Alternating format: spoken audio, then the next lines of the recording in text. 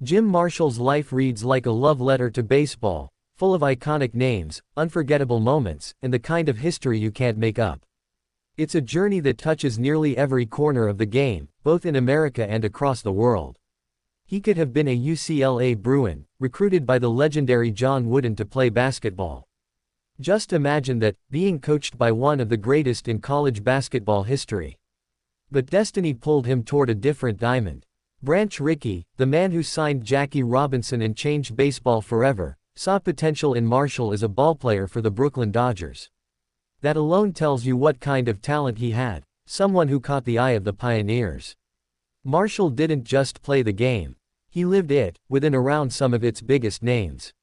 Willie Mays, Roberto Clemente, Willie McCovey, Ernie Banks, Larry Doby. These are not just players, they are baseball immortals.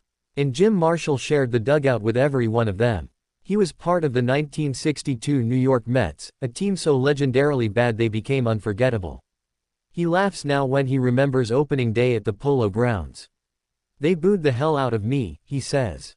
Gil Hodges was injured, and Marshall was starting in his place. Fans weren't having it. He got the full force of New York's frustration. But that's the game, it humbles you before it honors you. He spent 5 seasons in the majors as a first baseman and pinch hitter. Then, like a true adventurer, he packed his bags and headed to Japan to play for the Chunichi Dragons. New language, new culture, same game. That move alone could have been a movie script. American slugger trying to find his place in Tokyo stadiums packed with silent, respectful fans. Back in the States, his managerial career kicked off. 3 years managing the Cubs. 1 season with the Oakland A's.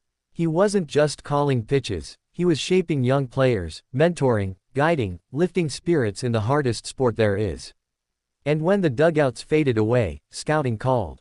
25 years with the Arizona Diamondbacks, searching for talent in the most unlikely of places. The quiet high schooler in the Midwest. The overlooked college player with heart. Marshall found them. He always found them. He worked for Charlie Finley, eccentric, unpredictable, sometimes brilliant. He spent time with Sadaharu Oh, Japan's home run king. That's not just baseball. That's global legacy. And then there was Casey Stengel, the lovable, confusing genius of the 1962 Mets. He could never remember names, Marshall chuckles. He kept calling me Blanchard. He was confusing him with Johnny Blanchard, a Yankee. Marshall didn't correct him. Why bother? One day, mid-game, Casey came out of the dugout while Marshall was in the batter's box. "Shoot for the lines," he told him. "All the players are in the middle." Did it make sense? Not really. But then again, with Casey, maybe it did. He didn't know names, Marshall says. But the press, they loved him. And he worked them like no one else. Marshall has seen baseball change, from the sandlots of the 1940s to the analytic battlegrounds of today. He's seen the game stretch from radio broadcasts to TikTok highlights. He's watched players go from taking the subway to games to arriving in private jets. But through it all, the soul of the sport remained the same to him. He remembers Willie Mays, the say-hey kid, tracking down fly balls with otherworldly grace. He remembers Roberto Clemente, all fire and pride, launching rockets from right field. He remembers the ever-smiling Ernie Banks, the elegance of Doby, the power of McCovey.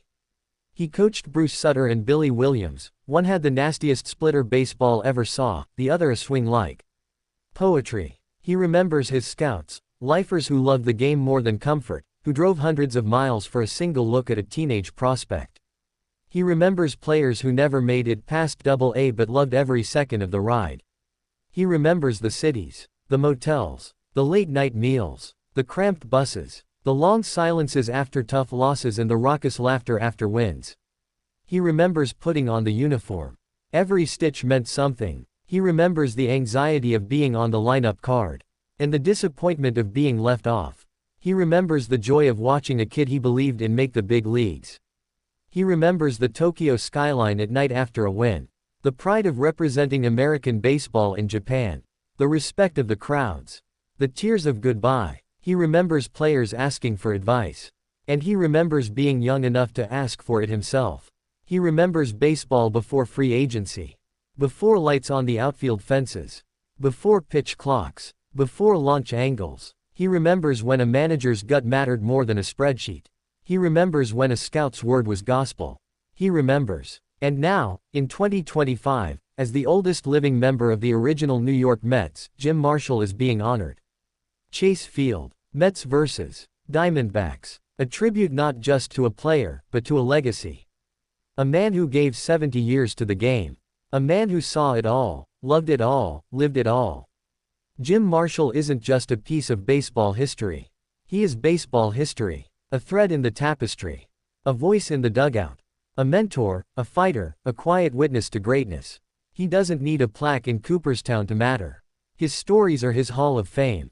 His memories are his monument. And every fan who hears them is better for it. So here's to